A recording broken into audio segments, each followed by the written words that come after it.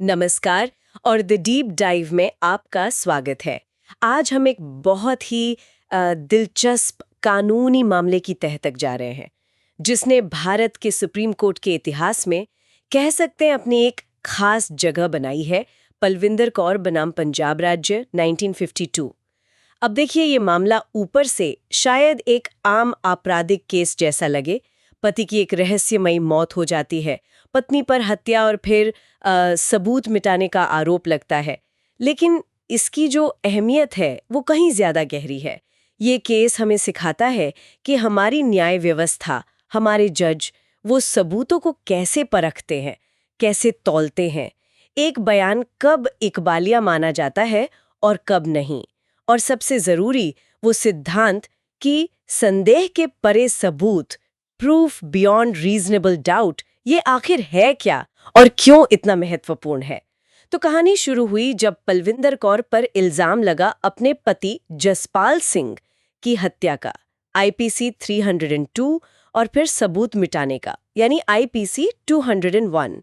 मजे की बात यह कि निचली अदालतों के फैसले भी एक मत नहीं थे। सेशन कोर्ट ने उन्हें हत्या का दोषी मान लिया जी। लेकिन हाईकोर्ट ने हत्या से तो बरी कर दिया, पर सबूत मिटाने का दोषी ठहरा दिया। और फिर मामला पहुंचा देश की सबसे बड़ी अदालत सुप्रीम कोर्ट में। बिल्कुल। और आज हमारा काम यही है कि हम इस पूरे घटनाक्रम और इसके जो कानूनी दांव पेच हैं उनको समझें। हम ये देखने की कोशिश करेंगे कि अदालतें, खासतौर पर सुप्रीम कोर्ट, सबूतों को किस नज़रिए से देखते हैं।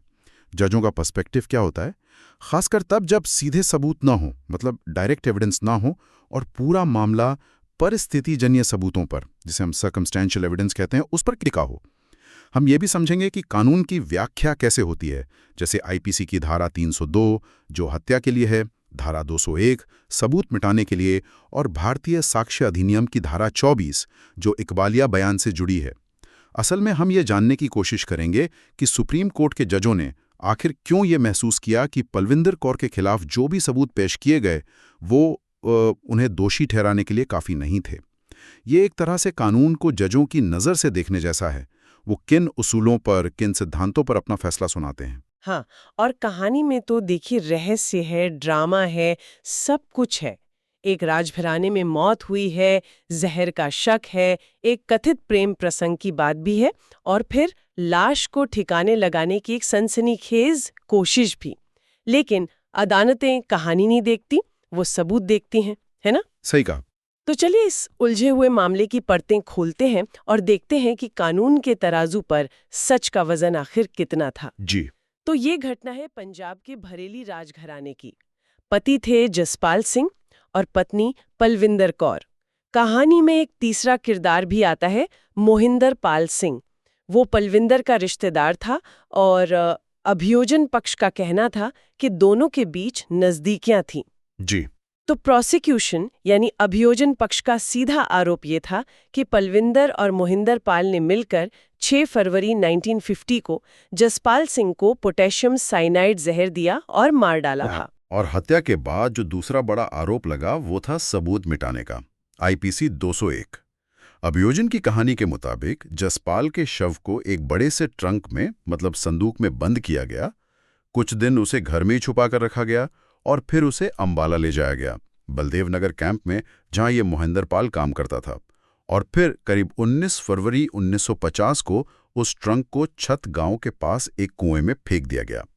ये सारी कोशिशें कानून की नज़र में अपराध के सबूतों को गायब करने के दायरे में आती हैं। और मामला खुला भी बड़े अजीब तरीके से। करीब 19 दिन बाद, यानी 10 मार्च 1950 को उस कुएं से तेज बदबू आने लगी। गांव वालों ने पुलिस को इत्तला दी, ट्रंक बाहर निकाला गया और फिर पूरी पुलिस जांच शुरू हुई। अब देखते हैं कि निचली अदालतों ने इस पर क्या फैसले दिए। अंबाला की जो सेशन कोर्ट थी, उसने पलविंदर को हत्या यानी आईपीसी 302 का दोषी पाया और उम्र कैद की सजा सुना दी। लेकिन दिलचस्प बात यह है कि सबूत मिटाने वाले आरोप पर, यानी धारा 201 पर, सेशन कोर्ट ने कोई साफ फैसला नहीं दिया। हाँ, ये थोड़ा अजीब था। खैर, मामला अपील में गया पंजाब हाईकोर्ट और वहां फैसला पलट गया। हाईकोर्ट ने कहा कि हत्या, मतलब धारा 302 के लिए पुख्ता सबूत नहीं है, सबूतों की कमी है। इसलिए पलविंदर कौर को हत्या के आरोप से बरी किया जाता है। लेकिन हाईकोर्ट ने उन्हें सबूत मिटाने यानी आईपीसी 201 का दोषी जरूर माना और इसके लिए 7 साल की सजा सुना दी। और हाईकोर्ट ने अपने इस फैसले का जो मुख्य आधार बनाया वो था पलविंदर कौर का एक बयान जो उन्होंने 15 अप्रैल 1950 को एक मजिस्ट्रेट के सामने दिया था। अच्छा, तो मतलब हत्या से बरी पर सबूत मिटाने का दोषी, ये तो अपने आप में थोड़ा विरोधाभासी नहीं लगता? बिल्कुल लगता है। और यहीं पर गेंद सुप्रीम कोर्ट के पाले में आ गई और सबसे बड़ा कानूनी सवाल यही बन गया कि क्या हाईकोर्ट का यह फैसला सही था? क्या आप किसी को सिर्फ धारा 201 के तहत दोषी ठहरा सकते हैं जबकि मुख्य अपराध यानी हत्या का आरोप खारिज हो चुका हो? हाँ, ये सवाल तो बनता है। बिल्कुल। और यही कानून का एक बहुत बुनियादी सिद्धांत सामने आता है। किसी को धारा 201 यानी सबूत मिटाने का दोषी ठहराने के लिए पहली और सबसे जरूरी शर्त यह है कि अभियोजन पक्ष ये साबित करे कि कोई मुख्य अपराध, इस केस में हत्या, वास्तव में हुआ था। मतलब पहले ये तो साबित करो कि हत्या हुई है, तभी तो उसके सबूत मिटाने की बात आएगी। अगर आप यही साबित नहीं कर पाए कि हत्या हुई थी, तो फिर आप किस अपराध के सबूत मिटाने की सजा दे रहे हैं? ये एक तार्किक जरूरत भी है और कानूनी भी। तो सुप्रीम कोर्ट को सबसे पहले यही परखना था कि क्या अभियोजन पक्ष ये साबित कर पाया था कि जसपाल सिंह की मौत वाकई एक अपराध थी, एक हत्या थी। तो क्या ये साबित हो पाया था? मौत का कारण क्या पता चला? मेडिकल सबूत क्या कह रहे थे? वो जहर वाली बात, क्या वो साबित हुई? यहीं पर अभियोजन का केस बहुत कमजोर पड़ गया। मेडिकल सबूत आप कह सकते हैं निर्णायक थे ही नहीं, बिल्कुल नहीं। जो पोस्टमार्टम रिपोर्ट थी उससे ये पक्के तौर पर नहीं कहा जा सकता था कि मौत पोटेशियम साइनाइड से ही हुई है। बल्कि जो डॉक्टर थे जिन्होंने पोस्टमार्टम किया, उन्होंने तो गवाही में ये तक कह दिया कि पोटेशियम साइनाइड के जो आम लक्षण होते हैं, जैसे होंठों पर या मुंह के अंदर जलन के निशान, गलना, वैसे कोई निशान शव पर नहीं मिले थे। डॉक्टर साहब मौत का निश्चित कारण बताने में असमर्थ रहे। अच्छा, तो सोचिए, जिस हत्या के सबूत मिटाने का आरोप लगा है वो हत्या मेडिकली ही साबित नहीं हो पा रही। तो ये तो प्रोसिक्यूशन के लिए बहुत बड़ा झटका रहा होगा। यकीनन ये एक बहुत बड़ी बाधा थी उनके केस में। तो फिर सवाल उठता है कि हाई कोर्ट ने पलविंदर के उस बयान को इतनी ज्यादा अहमियत क्यों दी? उन्होंने अपने 15 अप्रैल 1950 वाले बयान में ऐसा क्या कह दिया था? क्या वो कानून की नज़र में एक इकबालिया बयान, मतलब कन्फेशन था? हाँ, देखिए, ये इस मामले का शायद सबसे महत्वपूर्ण कानूनी पहलू है। पलविंदर ने अपने बयान में क्या कहा था? उन्होंने कहा कि उनके पति जसपाल सिंह को फोटोग्राफी का शौक था और उन्होंने गलती से दवा समझकर फोटो धोने वाला केमिकल पी लिया जो कि पोटेशियम साइनाइड था। जब उनकी मौत हो गई तो वो बहुत डर गई और फिर मोहिंदर पाल के साथ मिलकर उन्होंने लाश को ठिकाने लगा दिया, क्योंकि उन्हें डर था कि कहीं उन पर हत्या का झूठा इल्जाम ना लग जाए। अब सुप्रीम कोर्ट ने इस बयान को कानून की कसौटी पर बहुत बारीकी से परखा। अदालत का निष्कर्ष ये था कि अगर इस बयान को पूरा, मतलब समग्र रूप से पढ़ा जाए तो ये अपने आप में कोई अपराध स्वीकार करने वाला यानी इनकल्पेटरी बयान नहीं है। ये तो बल्कि खुद को निर्दोष बताने वाला यानी एक्सकल्पेटरी बयान है। वो कह रही थी कि मौत एक हादसा थी, हत्या नहीं, और लाश उन्होंने डर के मारे छुपाई। अच्छा। और यहीं पर एक बहुत पुराना और महत्वपूर्ण केस नारायण स्वामी बनाम एम्परर 1939 का सिद्धांत लागू होता है। कानून ये कहता है कि ऐसा कोई भी बयान जिसमें अपराध स्वीकारने वाली बातों के साथ साथ खुद को बचाने वाली या निर्दोष साबित करने वाली बातें भी शामिल हों, उसे भारतीय साक्ष्य अधिनियम की धारा 24 के तहत तकनीकी रूप से कन्फेशन यानी इकबालिया बयान नहीं माना जा सकता। कन्फेशन का मतलब होता है अपराध का साफ और सीधा कबूलनामा, बिना किसी लाग लपेट के। पलविंदर का बयान ऐसा नहीं था, इसलिए सुप्रीम कोर्ट ने माना कि ये बयान सबूत के तौर पर स्वीकार्य ही नहीं था, मतलब इनएडमिसिबल एज अ कन्फेशन था। अरे बाप रे, ये तो बहुत ही अहम बात है। अगर वो बयान कन्फेशन था ही नहीं और कानूनन सबूत के तौर पर रिसीवेबल ही नहीं था, तो फिर हाई कोर्ट ने उसे अपने फैसले का आधार कैसे बना लिया? ये कैसे हो गया? हाँ, यहीं पर सुप्रीम कोर्ट ने हाई कोर्ट के तर्क में एक बहुत गंभीर कानूनी खामी पकड़ी। हाई कोर्ट ने क्या किया? उन्होंने पलविंदर के बयान को जैसे दो हिस्सों में तोड़ दिया।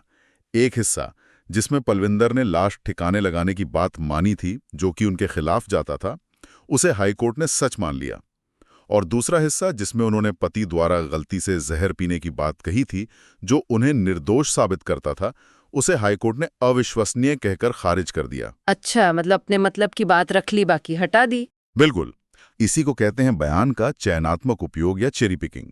लेकिन कानून इसकी इजाजत बिल्कुल नहीं देता। एक और पुराना केस है एम्परर बनाम बाल मुकुंद 1930।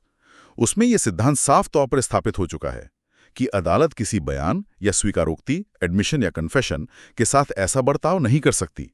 या तो आप पूरे बयान को उसकी समग्रता में स्वीकार करें या फिर पूरे बयान को खारिज करें। आप अपनी सहूलियत के हिसाब से उसके टुकड़े करके जो हिस्सा आपके काम का है इंक्रिमिनेटिंग उसे मान लें, और जो हिस्सा अभियुक्त को बचाता है एक्सकल्पेटोरी उसे नकार दें। ये नहीं हो सकता। समझ गई। मतलब या तो पूरा लो या पूरा छोड़ो। सही। सुप्रीम कोर्ट ने कहा कि हाई कोर्ट ने बयान का ये जो आंशिक और चयनात्मक उपयोग किया, ये कानून की गंभीर अवहेलना है। ये न्यायिक प्रक्रिया के जो मूल सिद्धांत हैं उनके बिल्कुल खिलाफ था। तो ठीक है, अगर बयान भी गया, मेडिकल सबूत भी नाकाफी थे, तो फिर अभियोजन के पास बचा क्या था? क्या वो परिस्थितिजन्य सबूत इतने मजबूत थे कि सजा हो जाती? हाँ, अब बचे थे वही परिस्थितिजन्य सबूत, सर्कमस्टेंशियल एविडेंस, जैसे मकसद का होना, वो जो कथित प्रेम संबंध वाली बात थी, जिससे ये अंदाजा लगाया जा सके कि पति को रास्ते से हटाने का कारण था। दूसरा, मोहिंदर पाल के कब्जे से पोटेशियम साइनाइड का मिलना। और तीसरा, और शायद सबसे बड़ा, वो लाश को छुपाने और फिर ठिकाने लगाने का उनका व्यवहार, जो निश्चित रूप से बहुत संदिग्ध था। इसमें कोई शक नहीं। हाँ, ये तो संदिग्ध लगता है। बिल्कुल।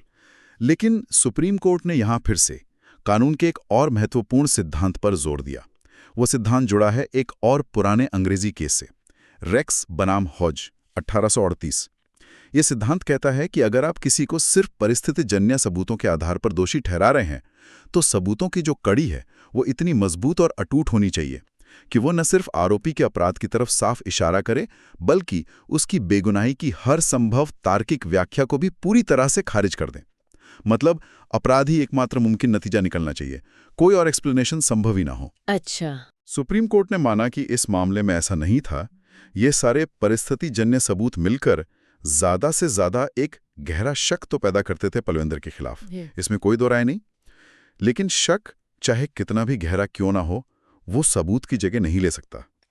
ये कानून का स्थापित उसूल है। क्या लाश छुपाने की कोई और वजह हो सकती थी? हाँ, जैसे पलविंदर ने कहा कि डर के मारे। बिल्कुल। जैसे पलविंदर ने अपने बयान में कहा भी था कि मौत भले ही आकस्मिक हो, हादसा हो, लेकिन समाज के डर से, बदनामी के डर से या फिर झूठे आरोप में फंसने के डर से भी कोई इंसान ऐसा कदम उठा सकता है। ये जो परिस्थितिजन्य सबूत थे, ये इस दूसरी संभावना को पूरी तरह से खारिज नहीं कर पा रहे थे। इसलिए सुप्रीम कोर्ट ने कहा कि ये संदेह से परे सबूत, यानी प्रूफ बियॉन्ड रीजनेबल डाउट की जो कसौटी है, उस पर खरे नहीं उतरते। बहुत ही महत्वपूर्ण कानूनी मामले के विश्लेषण में हमारे साथ रहने के लिए आपका बहुत बहुत शुक्रिया। उम्मीद है ये चर्चा जानकारी भरी रही होगी और आपको कानून के कुछ अहम पहलुओं को समझने में मदद मिली होगी। अगले विश्लेषण में फिर मिलेंगे एक नए मामले के साथ। धन्यवाद।